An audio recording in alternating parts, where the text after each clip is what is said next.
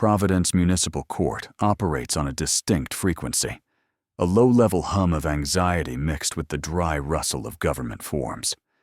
It is early morning, and the light filtering through the blinds catches the dust motes dancing above the gallery. On the benches, the citizens of Providence wait with varying degrees of patience. A nurse in scrubs checking her watch, a contractor wiping drywall dust from his jeans, a young couple holding hands tightly as if bracing for a storm.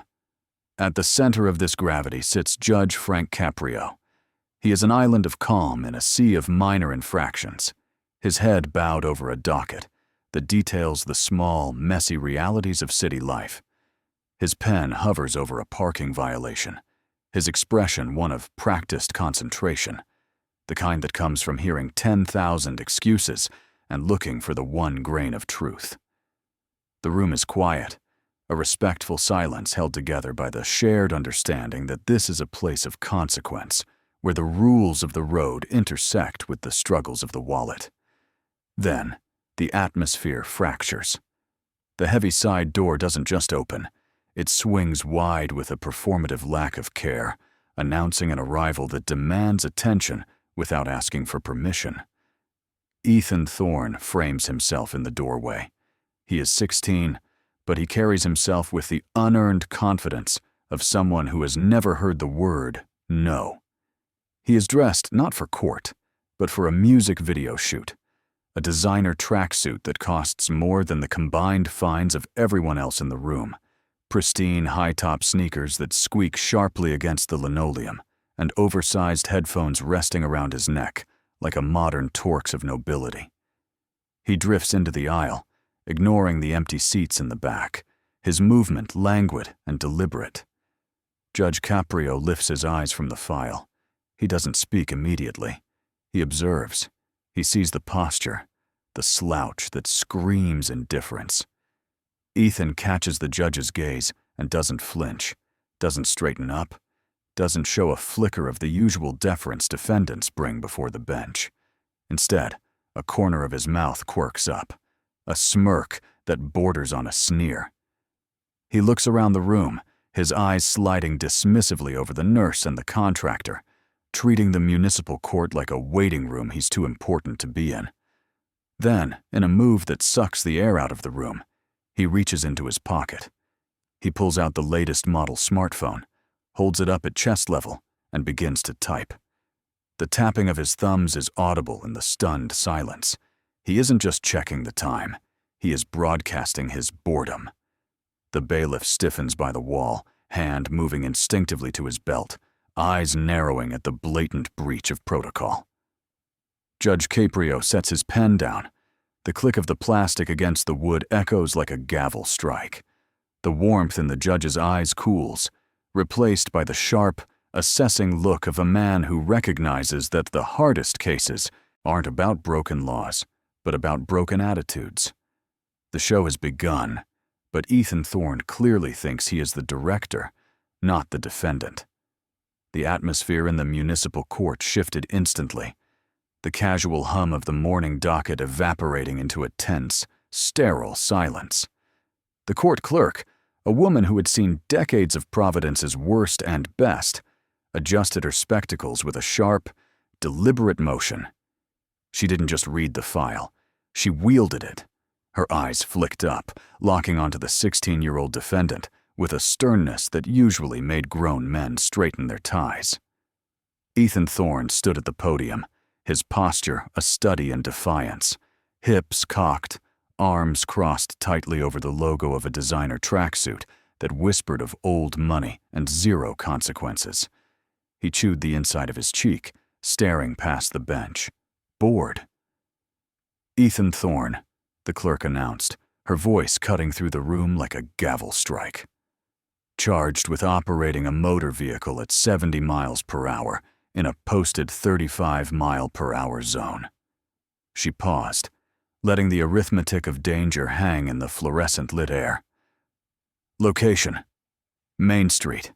Time: 10:30 p.m. A ripple went through the gallery. 70 on Main Street wasn't a commute. It was a missile launch. Ethan didn't flinch. He inspected a fingernail, picking at a hangnail with deliberate slowness. The clerk turned the page, the crisp sound echoing off the wood paneling. Count 2. Failure to obey a traffic control device, traversing a solid red signal at the intersection of Elm and Oak. She took a breath, her tone dropping an octave to ensure the gravity landed. Count 3. Destruction of municipal property. A mailbox, struck during a high-speed evasive maneuver. At this, the statue cracked. Ethan let out a short, sharp exhale and rolled his eyes so dramatically it was visible from the back row. The gesture screamed entitlement, as if a destroyed federal mailbox was merely a clerical error beneath his notice, a petty inconvenience for someone of his stature. The disdain radiated off him, a physical heat that seemed to suck the oxygen out of the room. And finally, the clerk concluded, staring straight at the top of Ethan's head. Disorderly conduct. Cited for aggressive behavior and verbal abuse toward the arresting officer. The list of sins was complete. The clerk lowered the file, and the room seemed to hold its breath. High above, framed by the flags and the seal of the city, Judge Frank Caprio sat motionless. He hadn't been reading the docket. He had been reading the boy. He saw the defensive cross of the arms, the expensive sneakers tapping an impatient rhythm, and that telltale eye roll that dismissed the law as a nuisance. Caprio's face, usually quick to smile, was set in stone, his eyes narrowing slightly behind his glasses. He let the silence stretch, expanding until it was uncomfortable, forcing everyone in the room to dwell on the recklessness just described. The hum of the projector fan was the only sound in the vast chamber. Slowly, Judge Caprio leaned forward, the leather of his chair creaking in the quiet. He didn't raise his voice. He didn't need to. "Mr. Thorne," he began, his tone deceptively calm, yet sharp enough to pierce the boy's bubble of apathy. Ethan finally looked up, meeting a gaze that held kindness, but absolutely no tolerance for nonsense.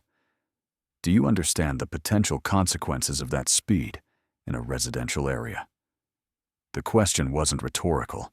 It hung in the air, heavy and demanding, waiting for the boy to step out from behind his wall of privilege and answer for the danger he had unleashed. Ethan leans into the microphone, the heavy cotton of his designer hoodie bunching at the elbows. He doesn't stand like a defendant facing the weight of the law. He stands like a dissatisfied customer, waiting for a refund on a product he broke himself. The courtroom air is stale, recycling the tension of 100 prior cases, but Ethan seems immune to the gravity of the room. He clears his throat, a sound that scrapes against the respectful quiet maintained by the regulars. "Look, Your Honor," he starts, the title sliding off his tongue with the grease of insincerity. The officer made it sound like I was in some action movie chase. 70 on Main Street. Maybe. But you have to look at the context. It was late. The road was completely dead. Everyone drives like that when there's no traffic. It's just the natural flow, right? I was just trying to get home. He gestures with a hand adorned by a chronograph watch that costs more than the bailiff's annual salary, the metal glinting under the harsh municipal lights. Judge Caprio doesn't blink. He sits high on the bench, hands clasped loosely over the thick case file, his face as unreadable as a stone tablet. He waits. He lets the excuse hang there, suspended in the cool air, rotting in plain sight. He knows that silence is often the best interrogator. Ethan shifts his weight, the pristine rubber of his limited edition soles squeaking sharply against the scuffed linoleum floor. He takes the judge's silence not as a warning, but as a prompt to dig his hole deeper. And the aggression thing? Totally blown out of proportion. The guy, the officer, he came at me with an attitude right from the start. I just matched his energy. That's not a crime, is it? Defending yourself against a bad mood? He laughs, a short, dry sound that finds no purchase in the room. And the mailbox? Come on. That thing was leaning before I even got there. It was basically scrap metal stuck in the dirt. I probably did the city a favor by knocking it the rest of the way down. It was an eyesore. The gallery remains frozen. The veteran in the back row tightens his jaw, a muscle feathering in his cheek. The court clerk stops typing, her fingers hovering over the keys, eyes darting between the boy and the bench. My dad, Ethan continues playing, his ace card with clumsy, entitled fingers. He's extremely busy right now. State business, critical meetings at the Capitol. I really didn't want to drag him down here for something this small, this trivial. You know how it is. He trusts me to handle the little things, so he can run the big things. The implication hangs heavy and toxic. I am protected. My last name is my license. Judge Caprio finally moves. He slowly adjusts his glasses, the lenses catching the overhead fluorescent glare, turning his eyes into opaque mirrors for a split second. He hasn't written a single word on the docket. He just looks at Ethan. It's the Caprio stare, the look that has peeled back layers of excuses for decades in Providence. It is a gaze that dissects character, separating the person from the pretense. Under that weight, Ethan's smirk falters. His hand goes to his neck, scratching at skin that suddenly feels too hot, the collar of his hoodie feeling like a noose. The confidence, once a solid wall, develops a hairline fracture. He looks down at the defendant's table, then back up, blinking too fast. The judge's silence is louder than a gavel strike. It says, "I see you." And for the first time since walking through the doors, Ethan Thorne looks like he realizes he is not in control.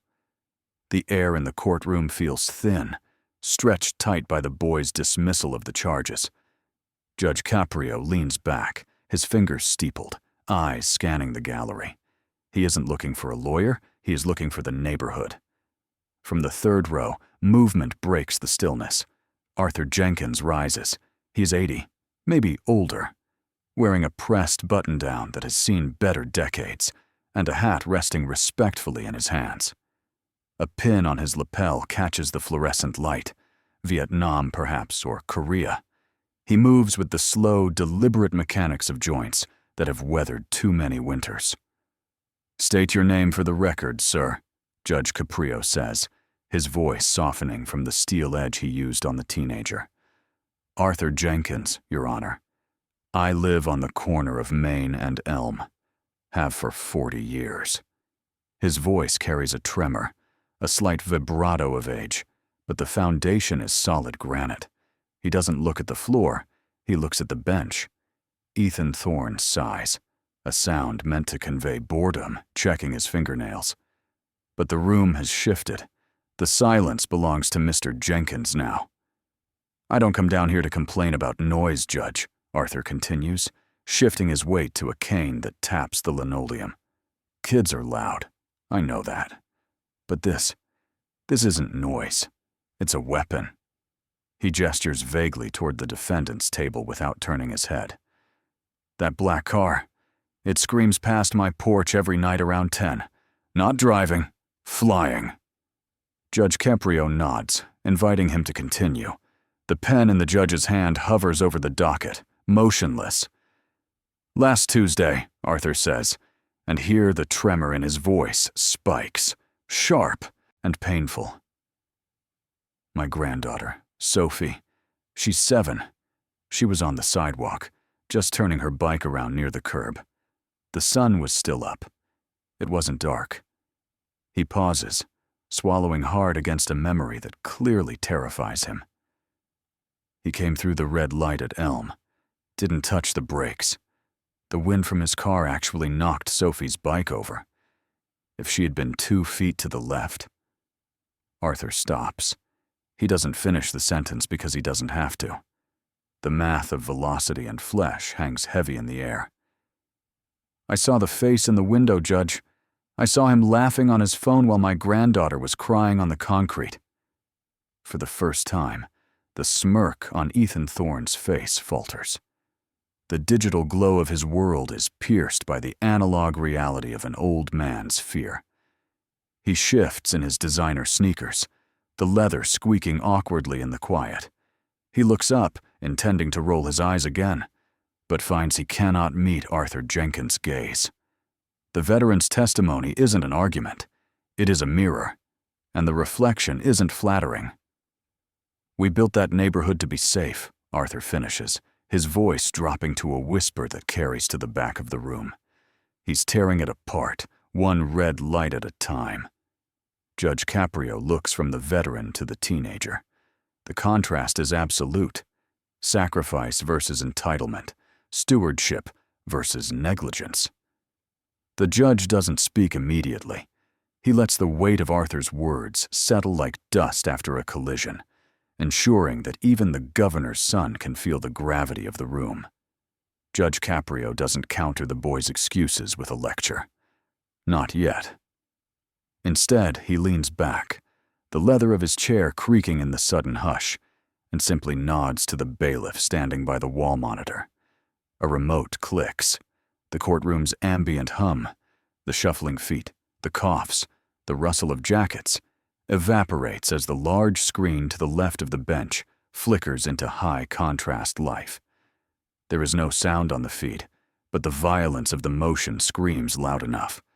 The first angle is grainy, a municipal traffic camera perched high above Main Street. The timestamp in the corner reads 10:28 p.m. The road is empty, a ribbon of gray under amber streetlights, until a black blur tears through the frame. It isn't just speeding.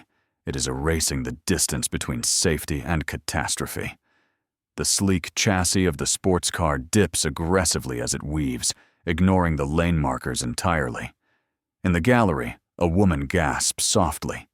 Ethan, who had been picking at a loose thread on his expensive cuff, freezes. His head snaps up. The feed cuts to a sharper view, a police cruiser's dash cam. The perspective is lower, wider. Ahead, the intersection of elm and oak glows red. A solid, unyielding red. The black car doesn't even tap the brakes. It shoots through the box, the tail lights streaking like fresh wounds against the dark. If a pedestrian had been stepping off the curb, if another car had trusted the green light, the physics would have been unforgiving. Then, the third clip. This one is intimate, grainy, and fisheye distorted. A doorbell camera from a porch on the corner. The view captures the manicured lawn, the sidewalk, and the sturdy brick mailbox that Ethan had dismissed as already broken. The car skids into view, tires smoking in a silent drift. The rear fender kisses the masonry, sending chips of brick flying before the vehicle corrects with a violent jerk. The license plate is illuminated by the porch light for a split second, but it's long enough. The combination of letters and numbers is unmistakable, branding the screen like a scarlet letter. The monitor goes black, leaving a ghostly afterimage in the eyes of everyone present. The silence that follows is heavy, thick with the weight of what almost happened. It isn't the silence of respect anymore. It is the silence of shock. Ethan stands paralyzed. The blood is drained from his face, leaving him looking younger, smaller, and infinitely less invincible than he did moments ago. His eyes are wide, locked on the blank screen, the reflection of his own recklessness burned into his retinas. There is no "everyone drives like that" to be said now.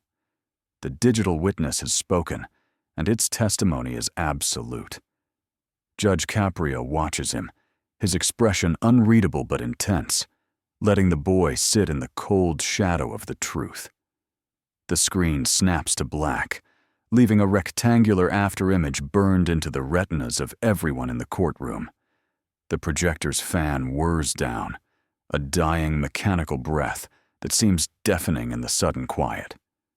For a moment, nobody moves. The air conditioner vents rattle softly overhead, a sound usually lost in the shuffle of files and murmurs. But now, it is the only thing audible.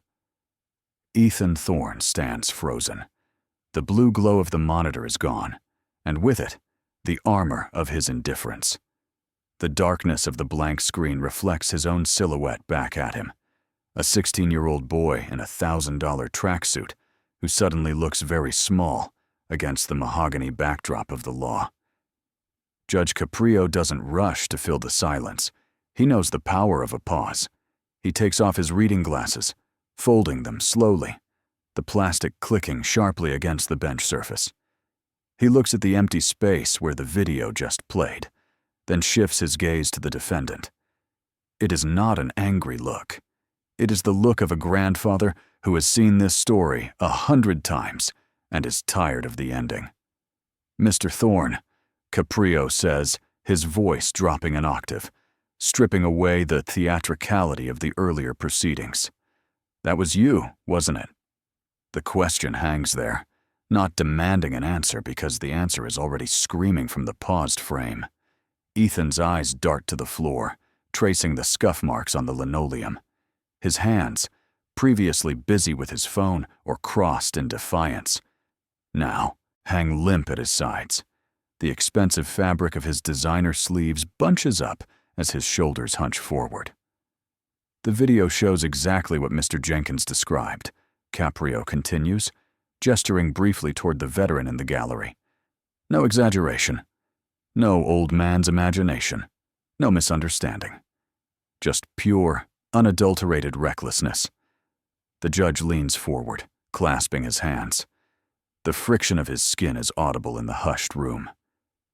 "You treated Main Street like a drag strip and a stop sign like a suggestion.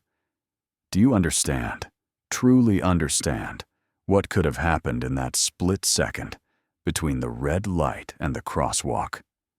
The courtroom holds its breath. The veteran, Mr. Jenkins, watches with a stoic expression, his earlier tremor gone, vindicated by the digital truth. Ethan swallows hard. The sound is almost audible. The bravado that walked in the door, the smirk, the text messages, the eye rolls, has evaporated, leaving behind a terrified teenager realizing the road has run out. He tries to speak, but his voice catches. He clears his throat, a dry, brittle sound. "Yes, Your Honor," he mumbles, the words barely making it past the wooden railing.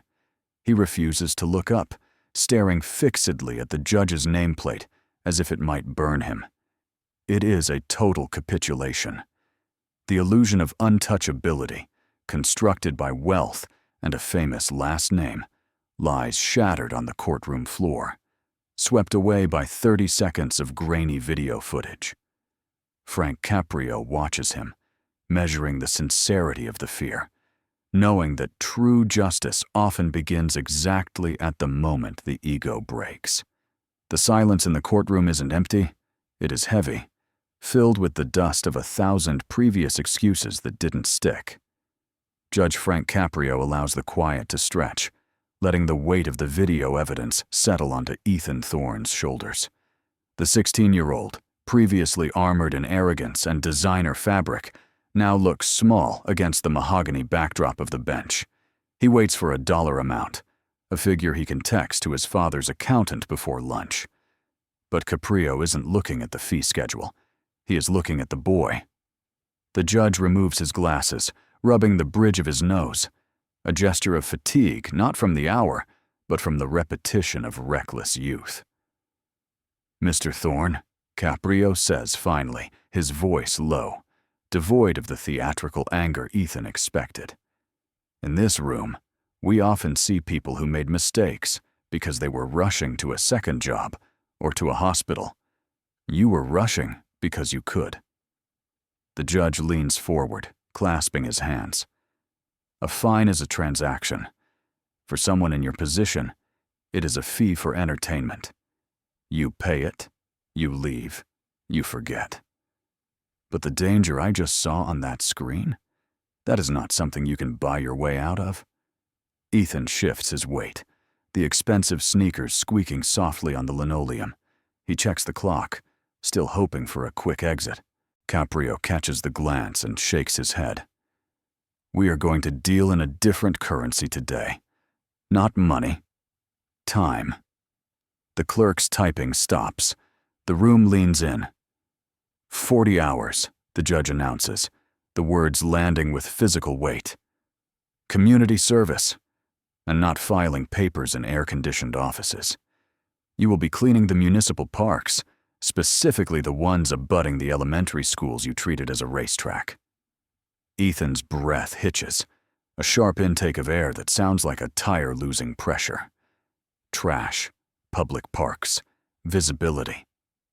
Furthermore, Caprio continues, relentless. I am ordering a 1,000-word essay. The topic is the responsibility of privilege and public safety. You will write it yourself, and you will hand-deliver it to my chambers. I want to read your thoughts, Mr. Thorne, not your father's speechwriters. The mention of his father makes Ethan flinch. Caprio notices. And regarding the governor, he will be notified, not just of the verdict, but of the schedule.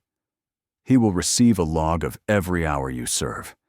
If you miss 1 minute, or if the work is substandard, we start over from 0. The color drains from Ethan's face. The shield of his last name has just been turned into a magnifying glass. This isn't just a punishment, it is a public dismantling of his entitlement. Judge Caprio picks up his pen, the ink hovering over the docket.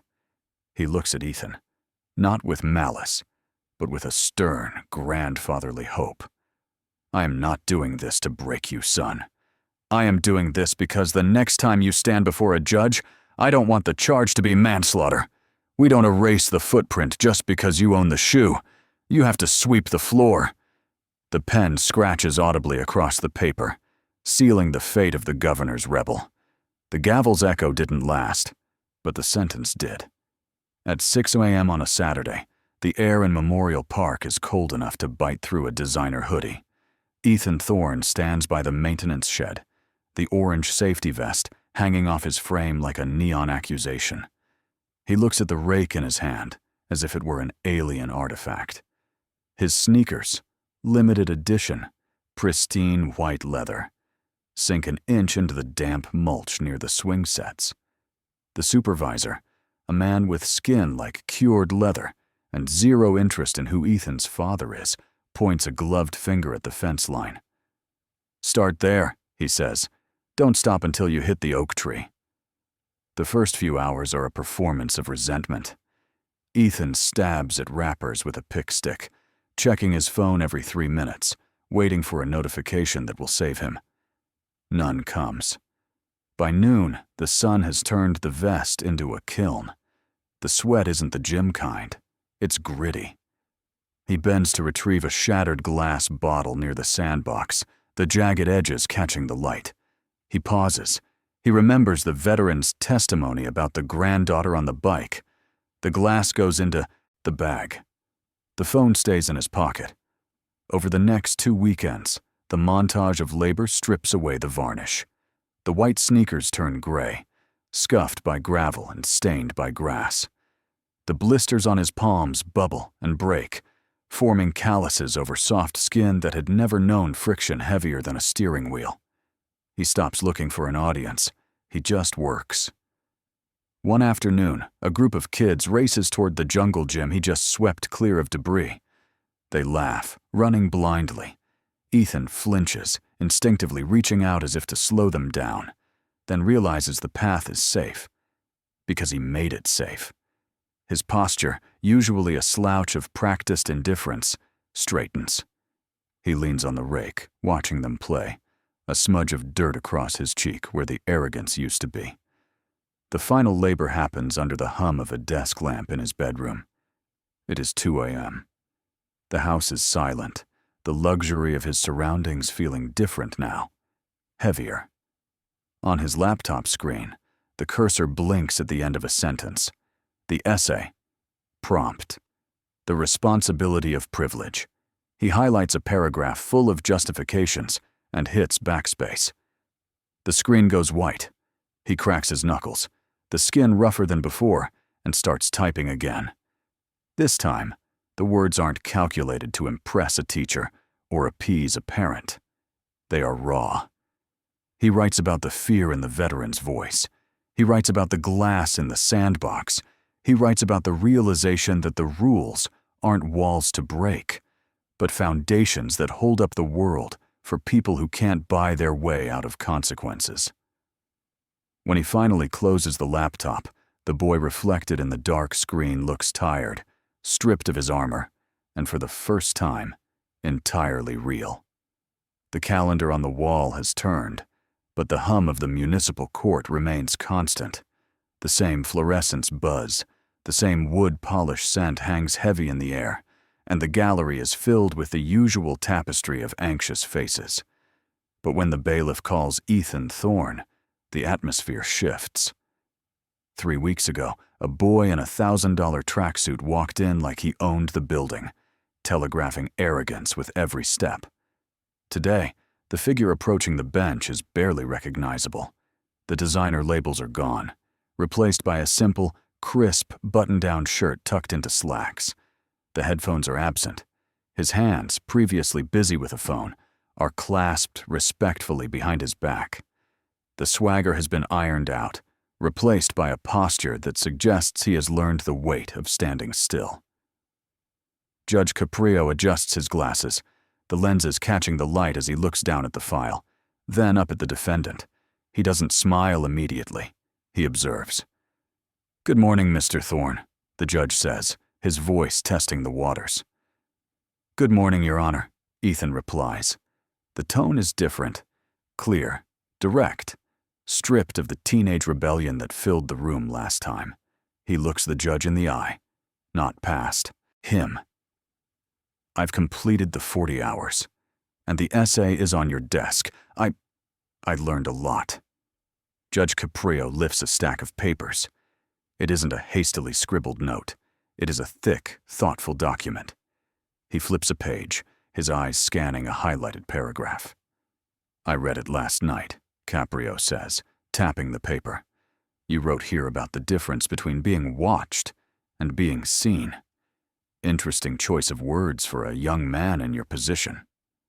The judge pulls another slip of paper from the file. "The park supervisor sent this over. He says you didn't just pick up trash. You fixed the fence near the playground. You stayed late on Tuesday when the crew was short-handed." Caprio leans forward, elbows on the bench, interlacing his fingers. That is not the behavior of someone serving time.